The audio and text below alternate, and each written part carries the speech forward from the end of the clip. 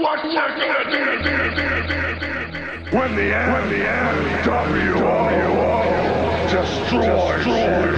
Anything less would be civilized.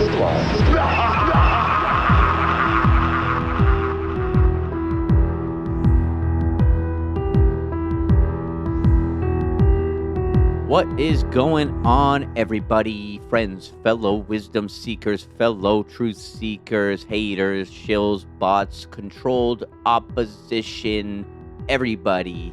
Welcome to the brave new world order, straight out the dungeons of podcasting. I am your host, Brandon St. One.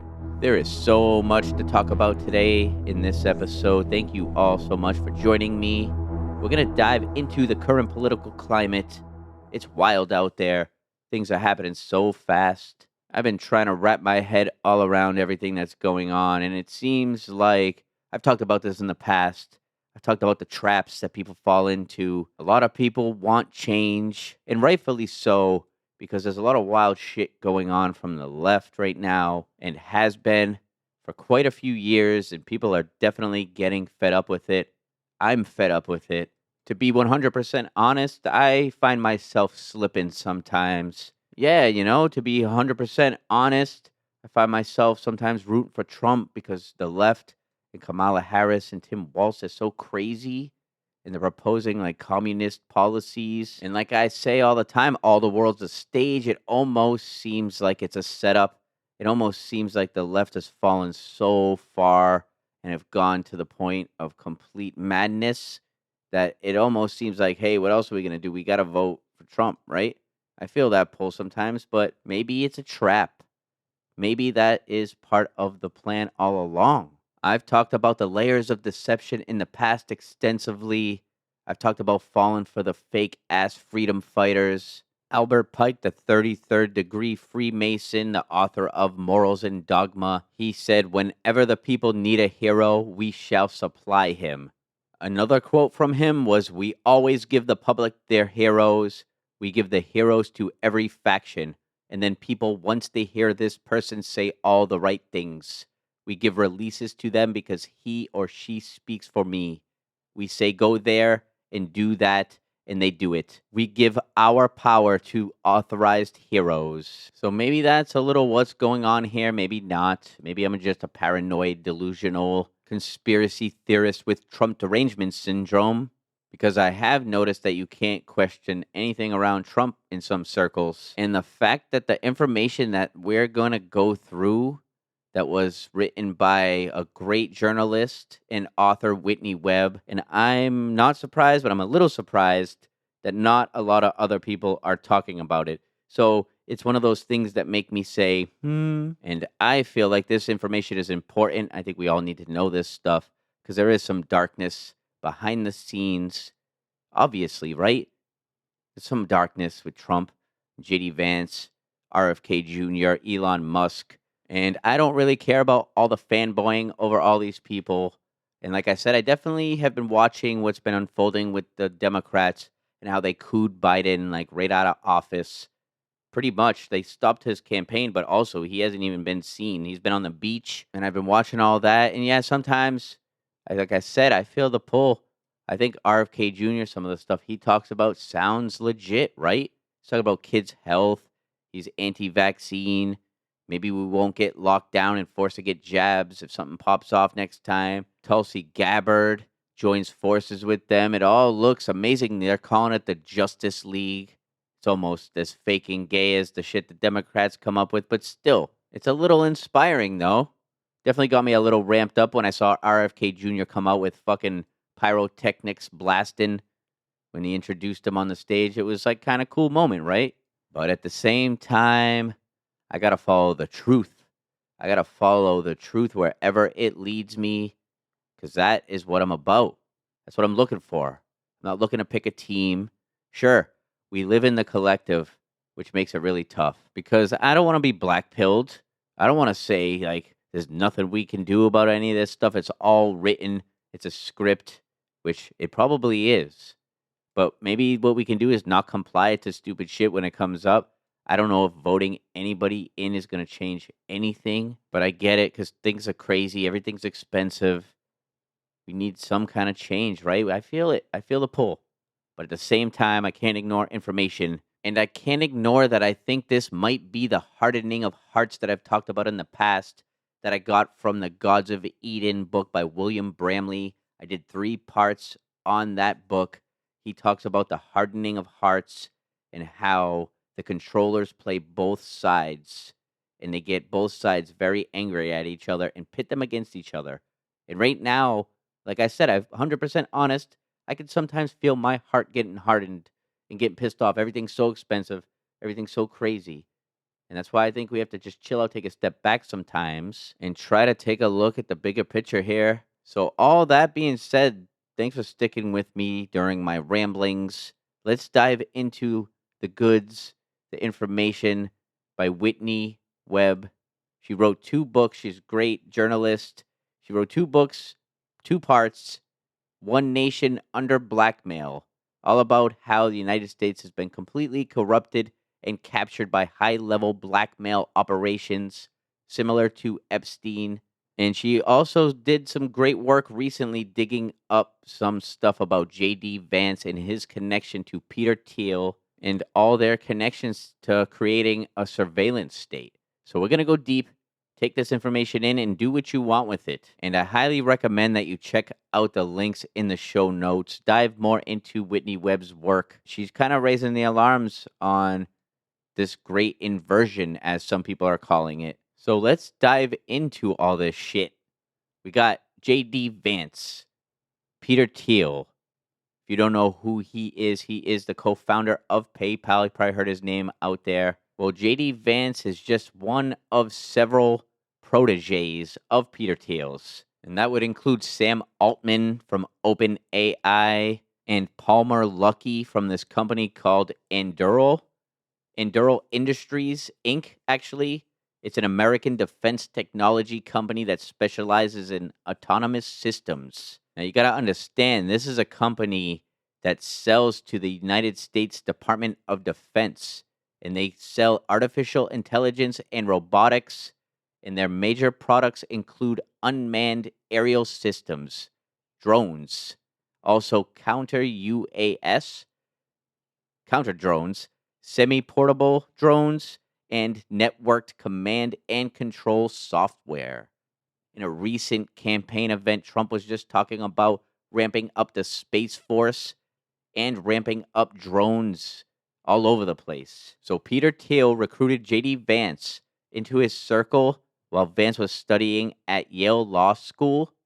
And then shortly after that, Vance joined Thiel's investment firm, Mithril Capital.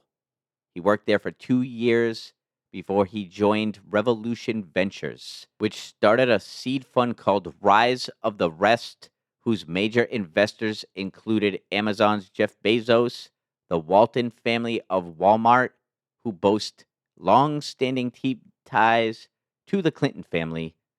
And then Vance created his own firm called Naria Capital in 2020. And that was heavily funded by Peter Thiel as well as former Google CEO Eric Schmidt. And you guys got to know these things about Eric Schmidt. He was a major Democrat donor. He has been the guiding hand behind the Biden administration's science and technology policy and has dominated the development of the AI policies of the United States military and intelligence communities, largely through his leadership of the National Security Commission on AI. And while he was the leader of this NSCAI, he promoted policies like the end of private car ownership and in-person shopping in the United States to try to get people to use AI. And this was leading up to COVID-era lockdowns. So maybe he knew something was coming. And then you got both Schmidt and Peter Thiel are key members of the steering committee of the globalist group, the Bilderbergs. Newsweek once called Schmidt and Thiel the two most influential figures at Bilderberg. Peter Thiel has donated heavily to Vance's political career, which he gave $15 million to Vance's Senate bid in 2022, in which he won that race. It was the largest donation ever given to one Senate candidate at the time. Legend has it that Peter Thiel is the one that accompanied Vance to Mar-a-Lago, because Vance was a never-Trumper before, and this is where he won Trump's favor, leading him to be now the vice presidential candidate. And he has the blessing of Peter Thiel and the Bilderbergs, so it seems kinda suspicious. Also, through Thiel, J.D. Vance was connected to David Sachs, who donated $1 million to Vance and hosted a fundraiser for him. Sachs also, along with Elon Musk, were allegedly key factors in Trump's selection of Vance as vice president, as they ran a secret lobbying campaign for Vance that also included media presenter Tucker Carlson. He's another one of those guys, right? Saying all the right things, talking just the right amount of shit to get us all interested, and thinking that he might be on our team, right? So a little more about Peter Thiel. If you don't know, he was a major donor to Trump in 2016. He served on Trump's transition team, and with other people like Trey Stevens, they dramatically influenced Trump's Pentagon appointments. Trey Stevens is very similar to Peter Thiel. He's one of these big-time investors. He's a co-founder of Endural, which is the company I mentioned earlier that's building drones and AI systems for the Department of Defense. And they just recently hit a $14 billion valuation. And that was as of August 9th of this year, 2024. So they have a lot of money. And they are working with the Department of Defense on drones and all types of shit to enrich the surveillance industrial complex. Lucky Palmer, who was the co-founder with Stevens of Endural, he was the developer of virtual reality systems Oculus Rift, which was sold to Facebook. And Thiel served on the board. So Peter Thiel is in deep in the early days of PayPal, which I said earlier he helped co-found. They used to go around, him and his colleagues, to various government agencies. And of course, that includes the intelligence agencies. And they went to see how they could best tailor their products to win government support, to win contracts for their products, for their services. So after PayPal, after gaining tons of connections within the government and intelligence apparatus, Peter Thiel went to create a company called Palantir. And according to Whitney Webb, Palantir is the engine on which the surveillance state runs. Palantir specializes in software platforms for big data analytics. They are just gathering information on everybody. And this is where we get into like pre-crime type shit, where they can tell based on data analysis that somebody might commit a crime.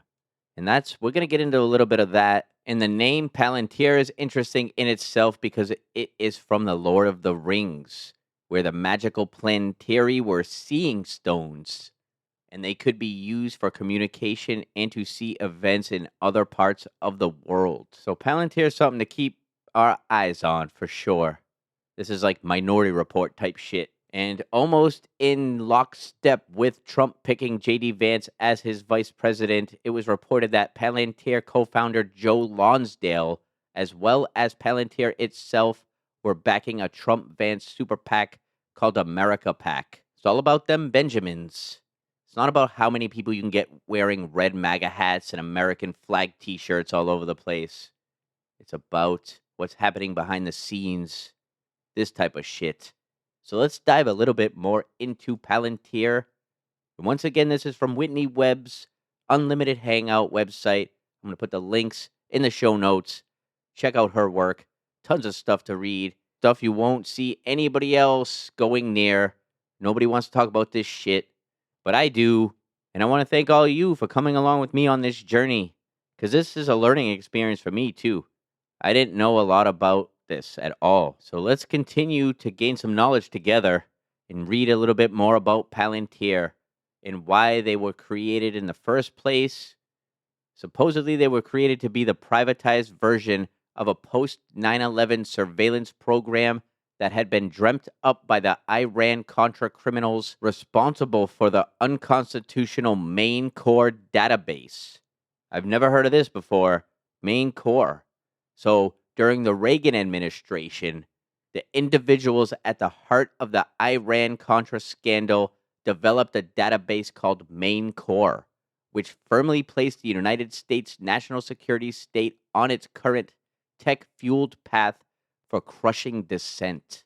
A senior government official with a high-ranking security clearance and service in 5 presidential administrations told Radar in 2008 that Main Core was a database of Americans who often, for the slightest and most trivial reason, are considered unfriendly and who, in a time of panic, might be incarcerated.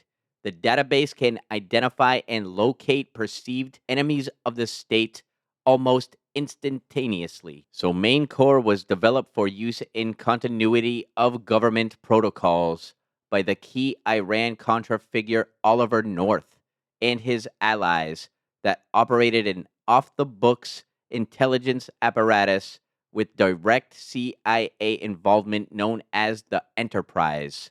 North and his associates use continuity of government and Main Core to compile a list of U.S. dissidents and potential troublemakers to be dealt with if the continuity of government protocol was ever invoked. And these protocols can be invoked for a variety of reasons, including widespread public nonviolent opposition to a United States military intervention abroad, widespread internal dissent, or a vaguely defined moment of national crisis or time of panic. North would later brush up against the Trump administration. He joined up with former Blackwater founder Eric Prince in an effort to lobby the administration to create an off-the-books private CIA. This shit goes deep. It's quite terrifying, actually, right? A little bit. So Oliver North goes way back. He's been involved in this Main Core, which, let's talk about that a little bit, where that came from. Main Core utilized the Promise software. So Promise was a software that was created by a group called Inslaw Inc. The United States stole that technology, the Promise software, and turned it into Main Core. And this was during the Reagan administration. Reagan and the U.S. intelligence officials, as well as Israeli spy master Rafi Eitan, were also intimately involved in the Promise scandal. And guess who else was involved in this scandal? Media baron and Israeli super spy Robert Maxwell. You know who he is? He is the father of Ghislaine Maxwell, who you may know from the Jeffrey Epstein scandal. And supposedly, it was Robert Maxwell who introduced Jeffrey Epstein to Israeli intelligence. So this Main Core system involved both United States and Israeli intelligence and was a big data approach to the surveillance of perceived domestic dissidents. The story of Main Core and how they stole the software from Promise is actually quite funny. They took him to court. William Barr was involved. It went all the way up to special counsels under Janet Reno. And then eventually, after a bunch of years of suing the United States government and trying to get some kind of payment for the theft of their system, the United States government just ruled against them. They lost the case. Case closed, done.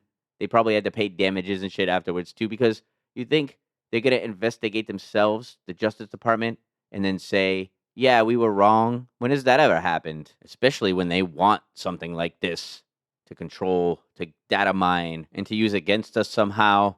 It's wild shit. This Oliver North guy, man, he was involved in many a scandal. It's interesting because Congressman Jack Brooks in 1987, during the Iran-Contra hearings, attempted to ask Oliver North about the continuity of government protocols that were put in place behind closed doors.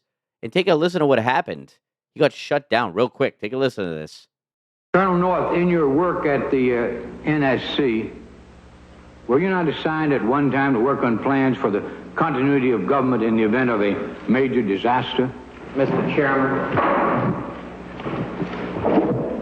I believe that question touches upon a highly sensitive and classified area, so may I request that you not touch upon that, sir.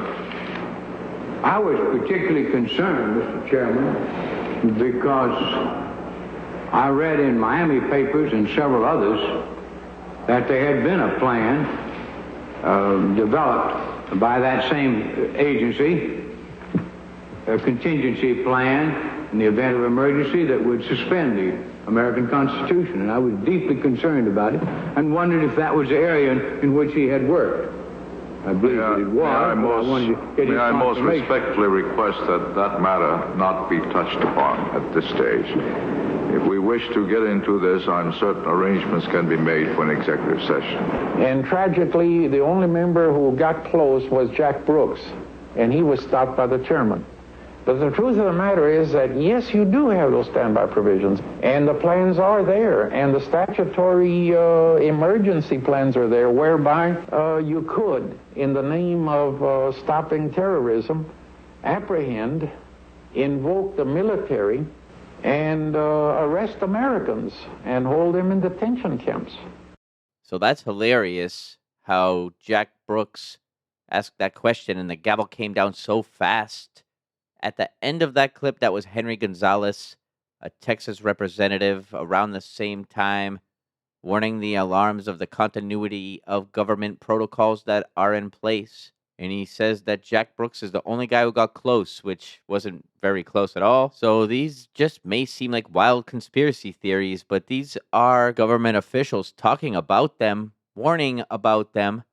But since then, everybody's probably been captured, and they just talk about bullshit. So that's a pretty interesting bit of information to me that I think should be shared, that this main core software system was ripped off from this Promise software system, and Palantir, which was created by Peter Thiel, and Palantir is designed to be the same type of system that main core was, which is a total data collection, data mining, and of course they'll say it's to stop terrorism of all kinds, domestic terrorism, whatever they're selling us at the time. It could be another pandemic.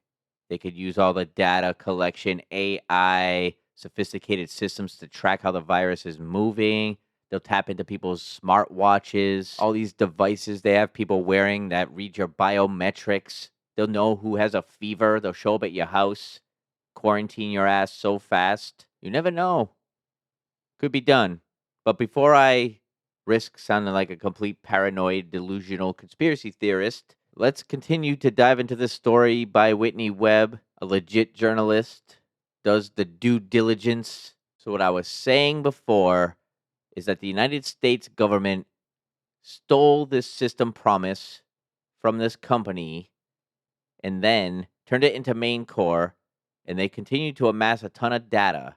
They got sued, but United States Attorney General William Barr covered up the situation, ruled against that company, and they just continued to collect data forever. But they couldn't really do anything with it. They didn't have like a golden opportunity, perhaps like September 11th, 2001, where they were able to use these tools to fight terrorism. You couldn't see that there, but I did little air quotes for terrorism because they sold that to everybody. The Patriot Act, they scared the shit out of everybody. They were all going to come over here and take away our freedoms because they hate America because we like to eat fucking fast food. We're all infidels. That's how they sold it to us back then. So they used main core after 9/11. Government officials reportedly saw main core being accessed by White House computers. And September 11th, 2001 was also used as an excuse to remove information firewalls within the national security state, expanding information sharing among agency databases, and by extension, also expanding the amount of data that could be accessed and analyzed by main core and its analogs. And another insane program that the United States National Security State attempted to create was a public-private surveillance program so invasive that Congress defunded it just months after its creation. It would completely eliminate the right to privacy. It was called the Total Information Awareness, the TIA. The program sought to develop an all-seeing surveillance apparatus managed by the Pentagon's DARPA. TIA's supporters argued that invasive surveillance of the entire United States population was necessary to prevent terrorist attacks, bioterrorism events, and even naturally occurring disease outbreaks, such as pandemics, before they could take place. So this is like pre-crime shit, and they're still building on it. They've been building on it since Reagan era, because the architect of this TIA and the man who led it during its relatively brief existence was John Poindexter, best known for being Reagan's national security advisor during Iran-Contra, and he got convicted of 5 felonies in relation to that scandal.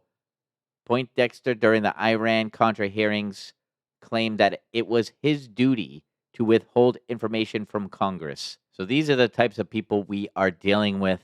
And this Poindexter guy, he had a key ally in the CIA, the chief information officer, Alan Wade. And Wade met with Poindexter in relation to TIA numerous times and managed the participation of not just the CIA, but all United States intelligence agencies that had signed on to add their data as nodes to TIA and in exchange gained access to its tools. This Alan Wade, while he was at the CIA, had previously partnered with Robert Maxwell's daughter, Christine Maxwell. That's Ghislaine Maxwell's sister. And this Christine Maxwell, she developed a software called Chiliad, which worked with national security, and it had similarities to TIA as well as Palantir, but it fell short of the proposed program's scope and ambition. And this Christine had also worked with Robert Maxwell in her father's efforts to market bugged promise software to the United States National Laboratories. So this TIA program was absolutely batshit crazy, and after it faced considerable criticism and public outrage, it was forced to shut down.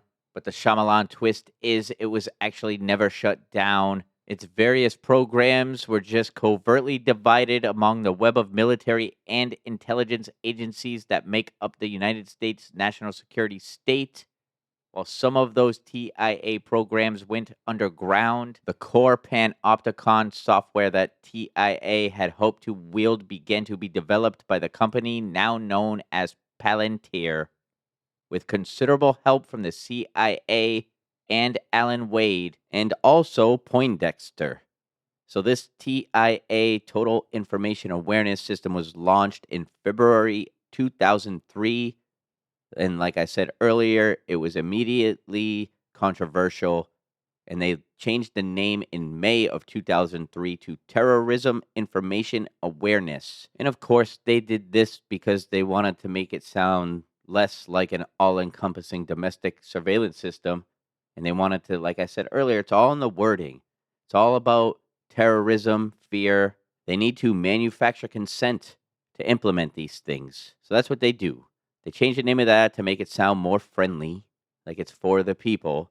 But the same month as the name changed, that's when Peter Thiel incorporated the company Palantir. At this time, Richard Pearl, who was one of the Iraq War architects and Bush-era neoconservatives, he called Poindexter, saying that he wanted to introduce the architect of TIA to 2 Silicon Valley entrepreneurs. That would be Peter Thiel and Alex Karp. According to a report in New York Magazine, Poindexter was precisely the person that Peter Thiel and Alex Karp wanted to meet because their new company was similar in ambition to what Poindexter had tried to create at the Pentagon.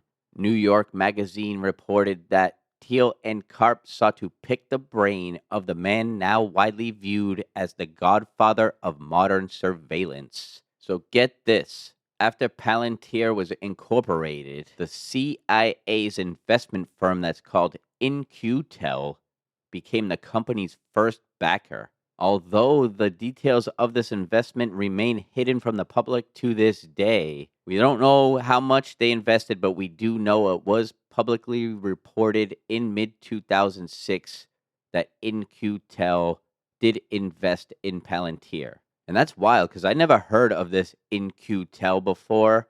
It was called Peleus before, and also In-Q-It. And it's funny because it's a nonprofit venture capital firm based in Arlington, Virginia.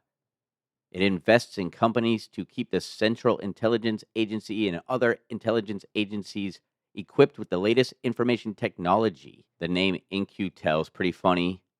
QAnon, probably a psychological operation done by the intelligence community, and probably right out in the open and telling us who it is. This shit's crazy. Everybody's got to know this information for real. I didn't know anything about how deep Palantir goes, Peter Thiel's connections, JD Vance. It's pretty wild. Share this with your friends, your family, spread the word. Go to unlimitedhangout.com. Check out Whitney Webb's work. She writes tons of articles. She's been on podcasts. You can find her. Lots of good stuff. Seems like a lot of people don't want to go near this. It's terrifying. I know it is. But we got to face the truth. Let's keep going here. Alex Karp told the New York Times that the real value of the In-Q-Tel investment was that it gave Palantir access to the CIA analysts who were its intended clients. A key figure in the making of those investments from In-Q-Tel was the CIA's chief information officer at the time, Alan Wade. Until 2008, In-Q-Tel was the only client of Palantir. And during that period, two of the top engineers from Palantir, Aki Jain and Stephen Cohen, they traveled to the CIA headquarters at Langley, Virginia, every 2 weeks. Jane recalls making at least 200 trips to the CIA headquarters between 2005 and 2009. During those visits, CIA analysts would test Palantir's software out and offer feedback. And then Cohen and Jane would fly back to California to tweak it. And of course, Alan Wade was involved with many of those meetings. So now that the CIA colluded with Palantir, which is a private company, as opposed to a government-run program like the TIA was, now they can benefit from plausible deniability, and that also frees Palantir and its software from constraints that would normally be present if it remained part of the government. So this was like a nice money move by Alan Wade and the CIA. And Palantir says it doesn't police the use of its products. So the data which is stored in various cloud services or on clients' premises is controlled by the customer. They also said that the privacy controls are not foolproof. It is up to the customers to decide who gets to see what and how vigilant they wish to be. So Palantir is connected to intelligence. Be aware. Peter Thiel, Elon Musk, and it goes deeper than this too. Not long after Thiel helped resurrect TIA as Palantir, another post 9/11 DARPA program was also seeking a private sector makeover. Douglas Gage, close friend of Poindexter's and a DARPA program manager, developed a system called LifeLog, which sought to build a database tracking a person's entire existence. That included an individual's relationships and communications. That's phone calls, email, their media consumption habits, their purchases, and much more in order to build a digital record of everything an individual says, sees, or does. LifeLog would then take this unstructured data and organize it into discrete episodes or snapshots, while also mapping out relationships, memories, events, and experiences. Some of you listening might know about LifeLog, and if you don't, keep listening. There is a twist at the end of this, so let's keep going. So LifeLog wanted to create a permanent and searchable electronic diary of a person's entire life. DARPA argued that it could be used to create next-generation digital assistants and offer users a near-perfect digital memory. So LifeLog wanted to collect information bit by bit from an individual's every interaction with technology. And they wanted to combine that with information obtained from a GPS transmitter that tracked and documented the person's location, audio-visual sensors that recorded what the person saw and said, as well as biomedical monitors that gauged the person's health. And like the TIA, LifeLog was promoted by DARPA as potentially supporting medical research and, of course, the early detection of an emerging epidemic. And LifeLog went even farther than TIA surveillance of individuals by adding physical information like how we feel and media data like what we read. So this highly controversial program, LifeLog, was out there. It faced high scrutiny. So eventually it was shut down. But people suspect that just like TIA, it was repackaged, rebranded, and there is some evidence to show that that's exactly what happened. Because get this, the same day that LifeLog was shut down by the Pentagon, another private company was launched. Can you guess what that company was? Many of you probably already know that pay attention to conspiracy theories, and that company was Facebook. Facebook launched on the same day that LifeLog was shut down. And guess who was one of the early investors? None other than Peter Thiel, who was also on the Facebook board from 2005 all the way to 2022 when he left so that he could focus on supporting J.D. Vance and other Trump-aligned candidates. It's all connected. Everything is a big intelligence trick. Everything's a rich man's trick. Look at Peter Thiel, mad rich guy behind the scenes, a not elected individual, but he has a lot of fucking connections and a lot of pull in the United States government and intelligence and military. Let's take a look at how he gained some more connections and privileged status under the Trump administration. I mentioned pre-crime earlier, powered by AI, and under the Trump administration, Attorney General William Barr quietly legalized pre-crime in the United States under the guise of detecting potential mass shooters before they commit any crime. The program, called DEEP, enables the DOJ and FBI to work with private sector partners to surveil people of interest that have committed no crime but are mobilizing towards violence. William Barr was also pushing heavily for a government backdoor into consumer apps and devices, particularly those that utilize encryption.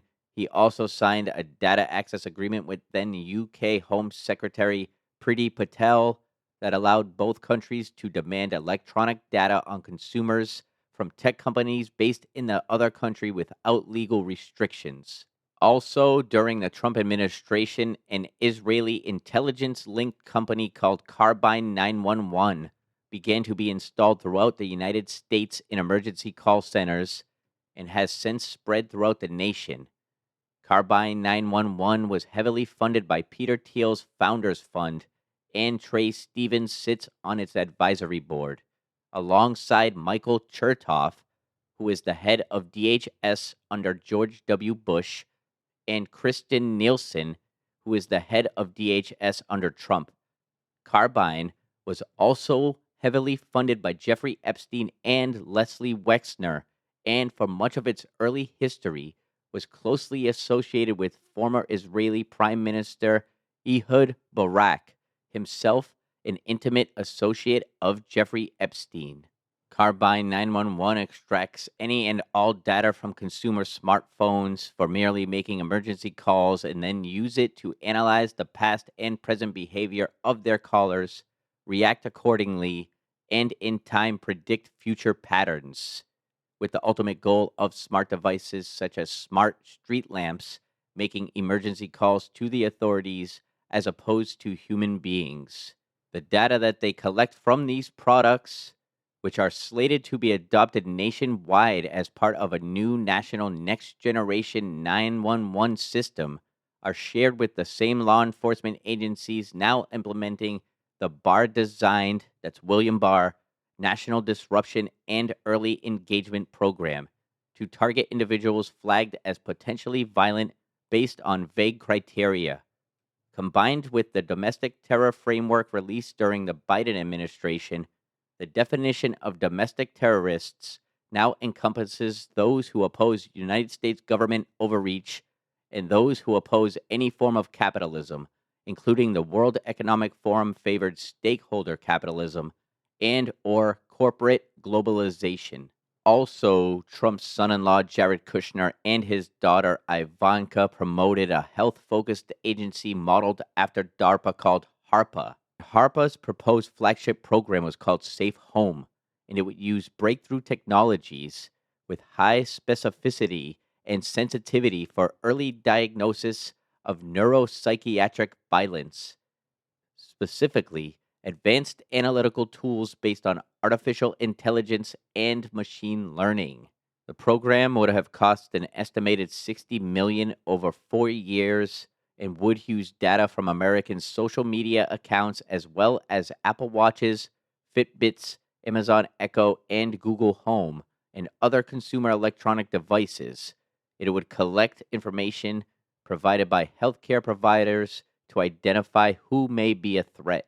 Ultimately, HARPA was not created under the Trump administration, but he did call on big tech, and specifically social media, to collaborate with the DOJ to create software that stops mass murders before they happen by detecting potential mass shooters before they can act. So even though it wasn't created by Trump, it was put in place under the Biden administration, and it was called ARPA-H. Two wings of the same bird. You know what I'm saying? Can't have a bird with one wing flying around. It needs both of those wings to move an agenda forward. And these people like Peter Thiel, Elon Musk, they claim to be America first, and they claim to be defenders of Western values. But a closer examination of these companies that Thiel has backed or co-founded suggests that this is just not the case.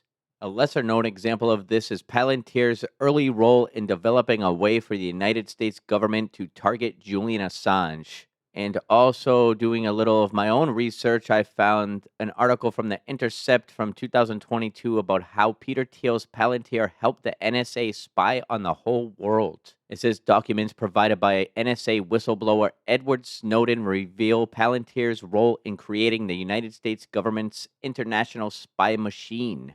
And my bad, this article is actually from 2017. I wonder if Palantir had a role in taking down Edward Snowden too and forcing him into exile. So Peter Thiel's shady as fuck. Another one of his firms that he invests in is called Clearview AI, which claims to now be able to identify every person in the world using its advanced facial recognition system. And according to the company's CEO, a lot of people's minds on facial recognition technology were changed around the events of January 6th when the insurrection happened. He called it an insurrection. But it was very instrumental in being able to make identifications quickly. So the government used Clearview AI's technology to go after Trump supporters on January 6th. Used it to identify them and then prosecute them. Also, during the COVID-19 pandemic, Palantir developed Tiberius, which was used by the HHS to help the federal government allocate the amount of vaccine each state will receive, and also to decide where every allocated dose will go from local doctors' offices to large medical centers. Tiberius, and by extension Palantir, collected all the COVID-19 and healthcare data from United States government agencies, local and state governments, pharmaceutical firms, vaccine manufacturers, and companies contracted to act as vaccine distributors. During COVID, Palantir was also a member of the COVID-19 Health Coalition, whose other members include the CIA's In-Q-Tel, which was Palantir's first funder, remember, as well as Amazon, Microsoft, and Google. Also, longtime consultant to Palantir Avril Haines was a key fixture at the controversial pandemic simulation in late 2019 that was tied to previous intelligence-linked biosecurity events like the 2001 anthrax attacks. Haines was a former CIA deputy director who worked very closely with her superior John Brennan at the CIA, including during the time Brennan illegally surveilled Trump associates during the 2016 election cycle and helped propagate and develop the Russiagate narrative, which Haines is now conveniently resurrecting. Shortly after participating in Event 201, Haines joined the Biden administration and has been serving as the administration's top intelligence official, the Director of National Intelligence, since Biden took office in January 2021. Palantir is also being used to facilitate raids by ICE on migrants, and they're using predictive policing, pre-crime functionality in low-income minority communities. Palantir, like many of the other military intelligence contractors with close ties to Peter Thiel, is a tool of the national security state, which has been ramping up its war on domestic terror and will target dissent on both the left and the right, and essentially anyone who attempts to stand or even speak against government overreach and criminality. So we got to keep our eyes on these people with Peter Thiel, Palantir. Keep an eye out for the other guy, co-founder of Palantir, Joe Lonsdale. They're now pumping millions into the Trump-Vance campaign, and it's probably not because they love America and Western values. It's probably because they are frothing at the mouth about how much control and how many more connections they will have and how much more money they're going to make with all these government contracts. It's unbelievable. And like I said, I don't want to be black-pilled, but this is the truth. This is information that's out there. I definitely would like you guys to go check out Whitney Webb's website, unlimitedhangout.com. Read through some of her articles, see what type of shit she's onto. She definitely covered the Epstein blackmail type operations that are going on in her 2 books, One Nation Under Blackmail. Check them out. Also, if you're enjoying the Brave New World Order, please take a second to like, subscribe, share this with anybody that will listen, leave a comment, send a message. I definitely want to hear what your thoughts are about the Great Inversion. Do you think this is just black pill bullshit? Do you think that we should vote for Trump? Do you think that we should vote for Kamala Harris? That's a tough sell, but I'd hear you out. I mean, I would definitely vote for Trump over Kamala Harris. But if you think that's a good idea, hey, that's your prerogative. But maybe you think that we shouldn't vote at all. Let me know what you all think about this stuff. Because I'm just like you. I'm trying to figure this all out. My head is spinning right now. But I guess all we can do is take care of ourselves, our families, our friends, the people we love. All that stuff. Try to enjoy your life. Try to get outside. Breathe some fresh air. Get some sun. Winter's coming.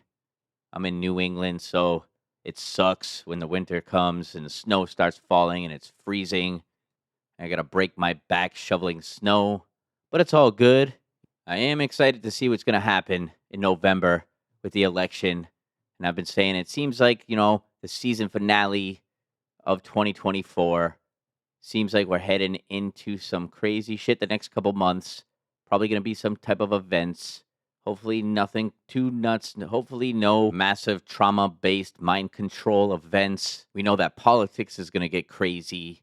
We know that there's going to be all types of October surprises and leaked phone calls, all types of bullshit gotcha moments. So it's going to be very interesting to see what happens. I want to know what you all think about all this stuff. Definitely reach out. You can comment on Spotify, on YouTube. You can reach me on Twitter at Brave NWO Podcast. You can email me, the Brave New World Order Podcast at gmail.com. Reach out. Let's get this conversation started. If you want to help out the show, you can. There are a couple links in the show notes, and I really appreciate everybody that does that. And I really appreciate everybody that listens to the show, that hits that subscribe button, the like button, leaves a review. All that stuff helps the show out so much you have no idea. So thank you all once again. I am Brandon St. One. Much more Brave New World Order to come. In the meantime, stay positive, question everything, and think for yourself. Much love. Peace out, everybody.